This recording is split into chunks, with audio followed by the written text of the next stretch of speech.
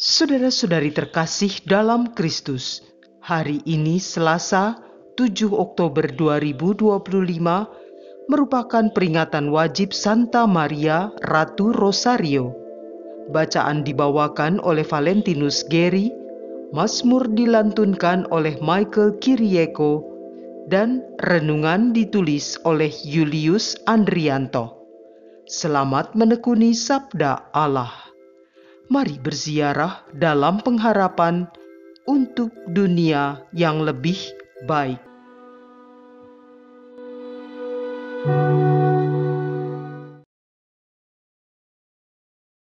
Dalam nama Bapa dan Putra dan Roh Kudus. Amin. Ya Bapa, kami mengasihi Engkau dengan segenap hati, segenap jiwa dan kekuatan kami. Bantulah kami untuk mewujudkan kasih kepadamu. Kami mohon rahmat-Mu, agar kami dapat juga mengasihi sesama seperti Kristus Putra-Mu telah mengasihi kami. Semoga Roh Kudus membantu kami untuk memahami kehendak-Mu melalui sabda-Mu pada hari ini. Demi Kristus Tuhan dan pengantara kami. Amin. Bacaan dari Nubuat Yunus, bab 3, ayat 1-10. Untuk kedua kalinya Tuhan bersabda kepada Yunus, "Bangunlah dan berangkatlah ke Niniwe, kota besar itu. Sampaikanlah kepada seruan yang kusabdakan kepadamu." Maka bersiaplah Yunus lalu pergi ke Niniwe sesuai dengan sabda Allah. Niniwe adalah sebuah kota yang mengagumkan besarnya. 3 hari perjalanan luasnya. Mulailah Yunus masuk ke dalam kota itu sehari perjalanan jauhnya, lalu berseru, 40 hari lagi, maka Niniwe akan ditunggang balikan. Orang Niniwe percaya kepada Allah, lalu mereka mengumumkan puasa. Baik dewasa maupun anak-anak mengenakan kain kabung. Setelah kabar itu sampai kepada raja kota Niniwe, turunlah ia dari singgasananya, ditanggalkannya jubahnya, diselubungkannya kain kabung, lalu duduklah ia di atas abu. Lalu atas perintah raja dan para pembesarnya, orang memaklumkan dan mengatakan di Niniwe demikian, manusia dan ternak, lembu sapi dan kambing domba, tidak boleh makan apa-apa, tidak boleh makan rumput, dan tidak boleh minum air.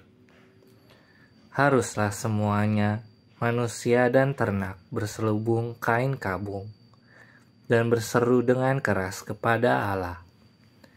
Dan haruslah masing-masing berbalik dari tingkah lakunya yang jahat, dan dari kekerasan yang dilakukannya. Siapa tahu mungkin Allah akan berbalik dan menyesal, serta berpaling dari murkanya yang bernyala-nyala itu, sehingga kita tidak binasa. Ketika Allah melihat perbuatan mereka itu, yakni bagaimana mereka berbalik dari tingkah lakunya yang jahat, maka menyesallah Allah karena malapetaka yang telah dirancangkannya terhadap mereka, dan ia pun tidak jadi melakukannya. Demikianlah sabda Tuhan.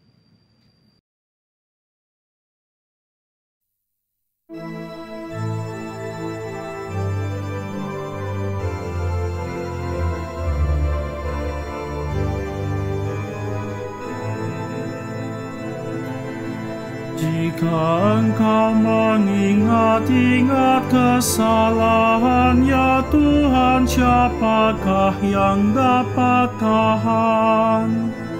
Dari jurang yang dalam aku berseru kepadamu, ya Tuhan. Tuhan, dengarkanlah suaraku. Biarlah telingamu menaruh perhatian kepada suara permohonanku.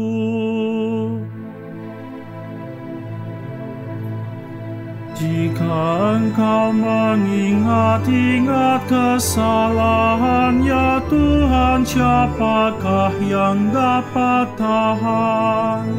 Jika engkau mengingat-ingat kesalahan, ya Tuhan, siapakah yang dapat tahan? Tetapi padamu ada pengampunan, supaya engkau ditakuti orang.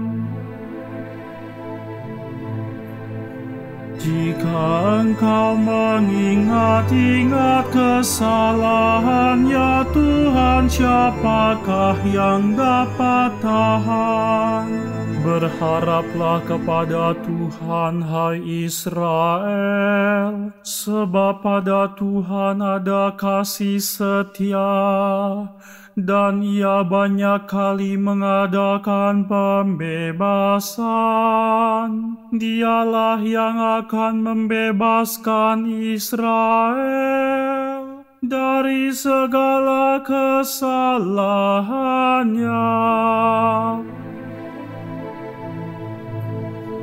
Jika engkau mengingat-ingat kesalahan, ya Tuhan, siapakah yang dapat tahan?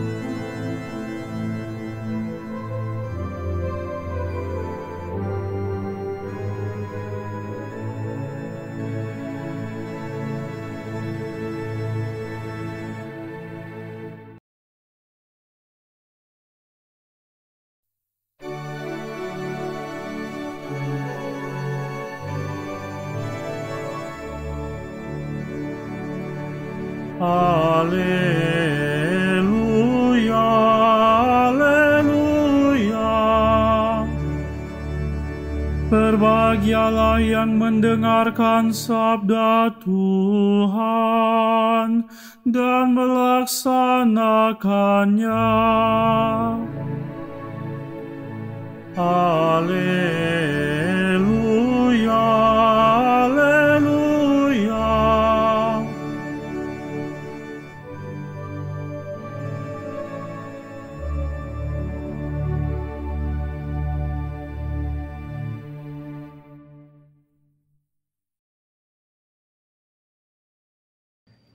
Inilah Injil suci menurut Lukas, bab 10, ayat 38 sampai 42. Dalam perjalanan ke Yerusalem, Yesus dan murid-muridnya tiba di sebuah kampung. Seorang wanita bernama Marta menerima dia di rumahnya. Wanita itu mempunyai seorang saudara yang bernama Maria. Maria itu duduk dekat kaki Tuhan dan terus mendengarkan sabdanya. Tetapi Marta sangat sibuk melayani. Ia mendekati Yesus dan berkata, "Tuhan, tidakkah Tuhan peduli bahwa saudariku membiarkan daku melayani seorang diri? Suruhlah dia membantu aku." Tetapi Tuhan menjawabnya, "Marta, Marta, engkau khawatir dan menyusahkan diri dengan banyak perkara, padahal hanya satu saja yang perlu. Maria telah memilih bagian yang terbaik, yang tidak akan diambil daripadanya." Demikianlah sabda Tuhan.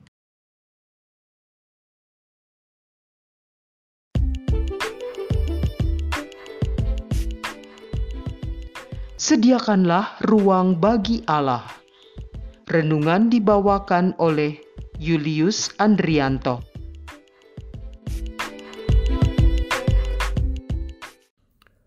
Ibu Bapa dan Saudaraku terkasih, hari ini 7 Oktober 2025 kita memperingati Santa Perawan Maria Ratu Rosario.